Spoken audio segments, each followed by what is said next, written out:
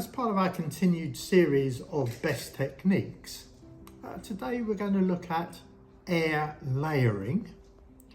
Now we're going to use the subject Ficus elastica, the rubber plant, but air layering of course can be practiced literally on any woody plant that you want to actually try and have a go at. Air layering is a method of propagating new trees and shrubs from stems still attached to the parent plant.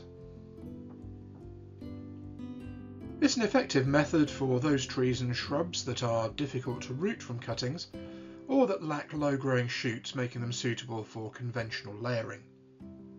Examples include Acer, Camellia, Cornus, Cotinus, Daphne, Hamamelis, Magnolia and Rhododendron. Layering is best carried out in autumn or spring for deciduous specimens. Evergreens respond better to spring layering. A 1 or 2 year old shoot is selected and side shoots and leaves are removed from a section of stem. The stem is wounded and rooting hormone applied before packing with compost or moss held in place with plastic. Once rooting has occurred, the layer can be detached from the parent plant and potted up. Now the materials that we're going to need for this are some bubble wrap, string, some tape to seal it. We're going to use some hormone rooting powder, and we're going to use one of these little cocktail sticks to keep the wound open after we've applied the hormone, which will become self-evident later on. Now there are alternatives to using the bubble wrap, tape and string, and these are these little cutting globes which you can buy in various sizes, and instead of doing what we're going to do today, you can use these. They do come apart for ease. They are difficult to fill and then put back around the stem of the plant. Now because the rubber plant, Ficus elastica, has sap, and it's a very sticky latex type of sap, could be an irritant. We are going to wear gloves. But of course that makes the whole process a lot more difficult when you're trying to do intricate work.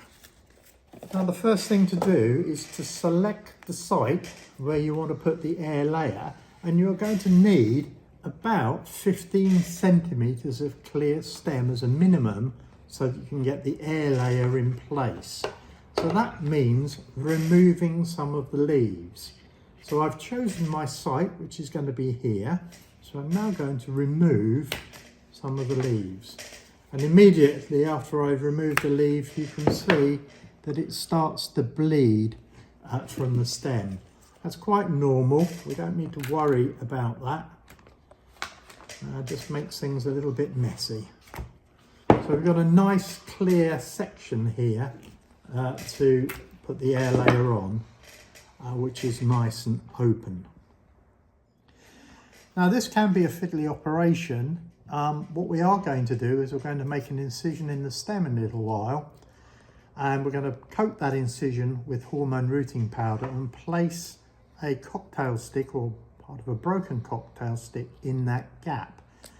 But if we do that first, as we're putting the polythene on, it'll all fall to pieces. So the best thing to do first of all is to actually get our polythene around the bottom of the plant first.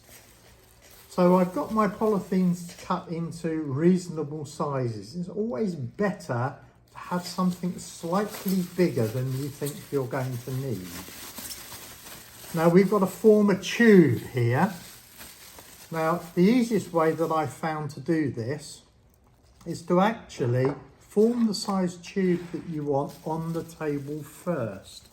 So fold over your polythene and form the tube first. We use the insulation tape here to seal the polythene. Now if we haven't made it large enough, it's difficult to take it over the top of the plant, but I purposely made it larger than I need. So if I put this onto the polythene, I've now got a polythene tube. Now we're going to feed that over the top of the plant. Hold the leaves in. If you need to, just crimp them slightly. Pop that over the top. Bring it down over the plant and down into the position that you want to gather the bottom of the polythene together, and just gather it together, ready to tie. So I'm now going to get myself a piece of string. I'm going to go round here and I'm going to tie this securely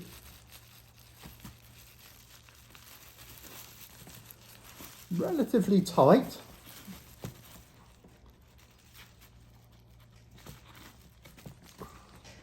Tidy the ends up. Now what I've got is a nice tube of polythene secured beautifully around the stem. Now I can pull that down out the way to perform the next part of the operation. So now what we need to do is we need to wound the stem, and we're going to make an incision in the stem and create a flap. So I'm going to turn it slightly towards me so that I can see what I'm doing, and it wants to be in the middle here. And so I put in the knife and I'm cutting down the stem. Now we're going to introduce some hormone rooting powder into it and use our cocktail stick to keep it open. But we've now got to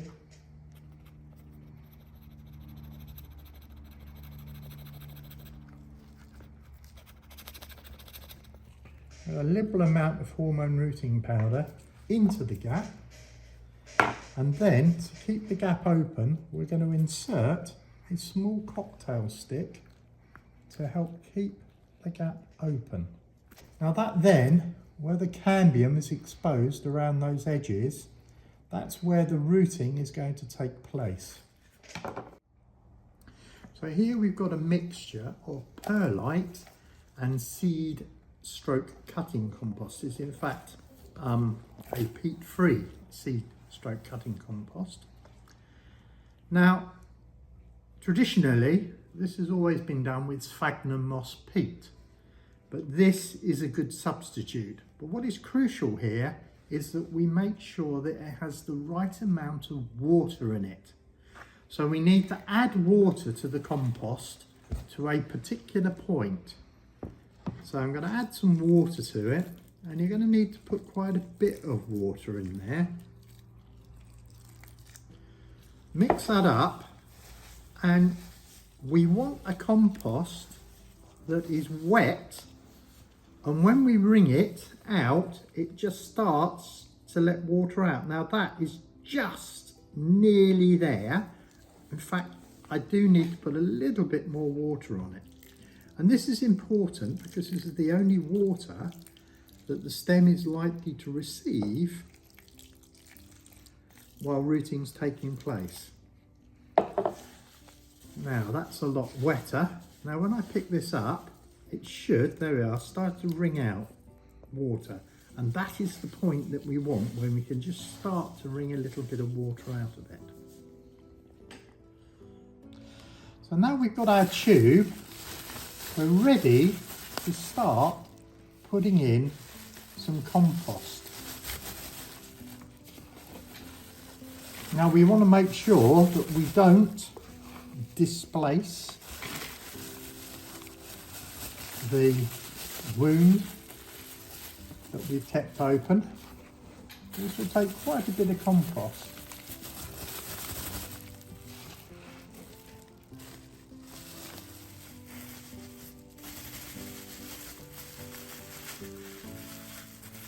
So we fill that up so that it's nicely compressed, and then we're ready to tie that off with string. And this is where you need 2 or 3 pairs of hands.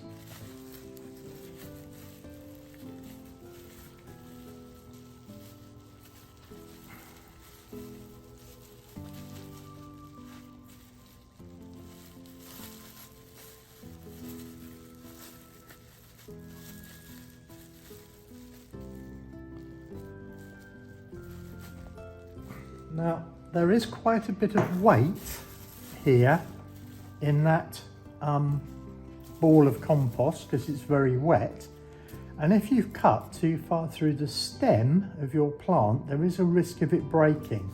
So at this point it's always a good idea to insert the cane just to give it some extra support.